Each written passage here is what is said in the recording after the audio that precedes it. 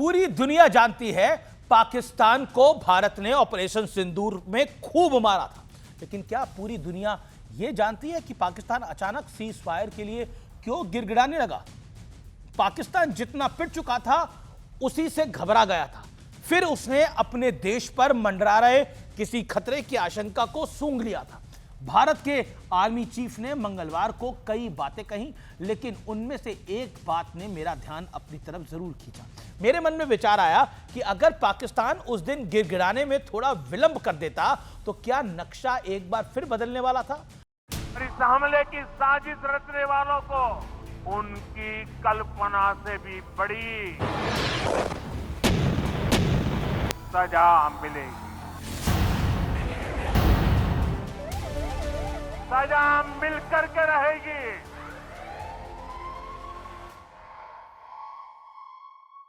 नमस्कार व्यूअर्स, मैं हूं अमीश देवगन। सत्य और तथ्य में आज बात होगी राज की। राज यानी सीक्रेट की। इसके ना जाने कितने चेहरे होते हैं और असल चेहरे का खुलासा तब तक नहीं होता जब तक उस राज का हमराज सामने ना आ जाए।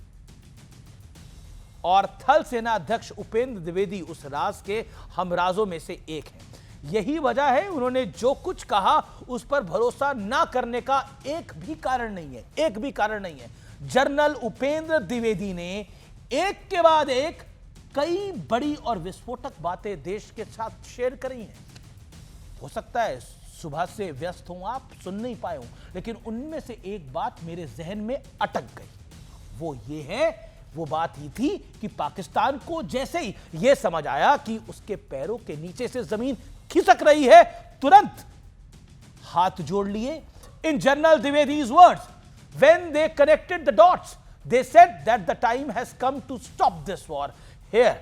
चलिए पूरी बात समझाता हूं आपको। थल सेना अध्यक्ष जनरल उपेंद्र द्विवेदी आर्मी की ईयरली प्रेस कॉन्फ्रेंस को एड्रेस कर रहे थे। उसी प्रेस कॉन्फ्रेंस में उन्होंने बताया, सुनिए क्या बताया। पाकिस्तान में अभी भी 8 टेरर कैंप्स एक्टिव हैं, से 6 एलओसी पर है और 2 इंटरनेशनल बॉर्डर पर, लेकिन ऑपरेशन सिंदूर अभी भी जारी है। यह बड़ी बात है और इसलिए अगर कोई मिस एडवेंचर हुआ तो उसका करारा जवाब मिलेगा। यह हिंदुस्तान की ललकार है। और इसी प्रेस कॉन्फ्रेंस के दौरान जनरल द्विवेदी ने बड़ी इंटरेस्टिंग कहानी सुनाई। उन्होंने कहा 10 मई की सुबह टर्निंग पॉइंट आया। हमारी तीनों सेनाओं को कुछ खास निर्देश दिए गए थे और अगर यह युद्ध और बढ़ता तो क्या करना है। बड़ी बात यह है, जिन्हें उस मैसेज को समझना था वो उसे समझ चुका था, क्योंकि पाकिस्तान सैटेलाइट से हमारे जहाजों और यूनिट्स और विमानों की जानकारी रख रहा था। जनरल द्विवेदी ने कहा जब पाकिस्तान ने सारे डॉट्स को जोड़ा तब उसे समझ आया कि युद्ध को रोकना ही इस समय सबसे सही है, यानी सही समय आ चुका है। उनके पास सैटेलाइट से एक पूरी खबर थी कि कौन सा शिप, कौन सा स्ट्राइक कोर या पिवट कोर या कौन सा एयरक्राफ्ट कहां मूव कर रहा है। इस सारी खबर को जब उन्होंने, जिसको हम बोलते हैं कनेक्टिंग द डॉट्स, जब उन्होंने डॉट्स कनेक्ट किए तो उन्होंने बोला अभी समय आ गया है।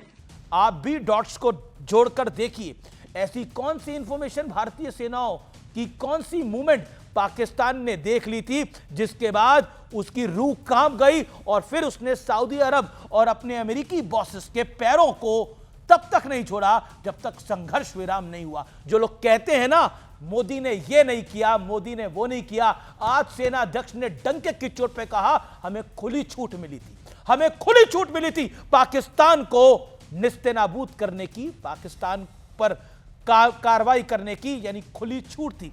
पाकिस्तान के पार्ट टाइम पॉलिटिशियन, पूर्व पत्रकार, पूर्व पीसीबी चीफ और पॉलिटिकल कमेंटेटर नजम सेठी ने कहा है कि पाकिस्तान परंपरागत युद्ध में भारत से कभी नहीं जीत सकता, इसलिए वो परमाणु बम के नो फर्स्ट यूज पॉलिसी पर हस्ताक्षर नहीं करता। अब इससे डायरेक्ट क्या सुनना बचा था? पाकिस्तान की दुर्दशा का ऐसा सटीक हाल बयां एक पाकिस्तानी ने ही कर दिया। पता नहीं पृथ्वीराज चौहान, राहुल गांधी, अखिलेश यादव को यह सब शब्द सा सुनाई देगा या नहीं। बहरहाल इन्हें सुनाई दे या नहीं दे, आप जरूर सुने, समझे और भारतीय सेनाओं के पराक्रम की कहानियों का आनंद लीजिए। निश्चित रहिए, भारत सुरक्षित हाथों में है और भारत हमेशा विजय है।